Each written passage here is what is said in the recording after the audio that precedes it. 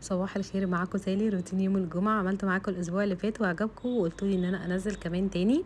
فاول حاجه المفروض ان انا باخد فات بوم ده عشان يقفل معايا الشهيه من الحلويات والسكريات كده ويظبط مستوى السكر في الدم، وللاسف نسيته وتعالوا شوفوا اللي حصل بقى.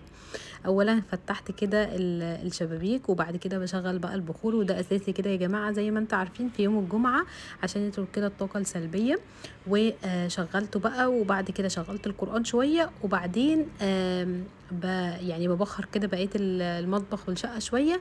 وبعد كده بقى بشغل صوره البقره على التلفزيون او تشغلوها على الموبايل، المهم تشغلوا صوره البقره كده. وبعد كده بنقرا بقى سوره الكهف، ما ننساهاش يوم الجمعه برضو. وشغلت سوره البقره هي على التلفزيون كده عشان تبقى شغاله. النهارده طبعا عكيت عشان انا ما خدتش الفات بوم يا جماعه، كان بيقلل شراهه النشويات والكلام ده.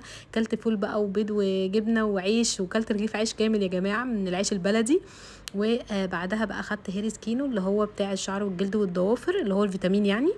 وطبعا اسكت على كده، هو ده بقى العك. عملت كوبايه نسكافيه بسكر دايت قال يعني. وخدت معاها الكنافه الاساور دي، انا حاطه لكم 3 ولكن انا كنت كلت 10 قبل التصوير، والف هنا.